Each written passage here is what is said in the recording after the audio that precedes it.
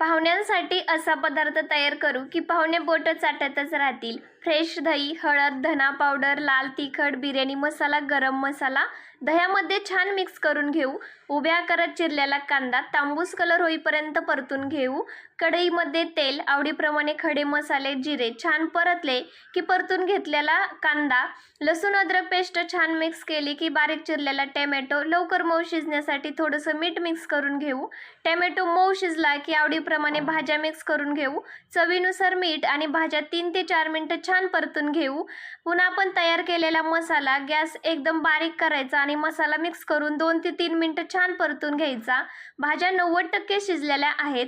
90% शिजून घेतलेला तांदूळ मिक्स करून घेऊ आणि याप्रमाणे छान लेयर लावून घेऊ.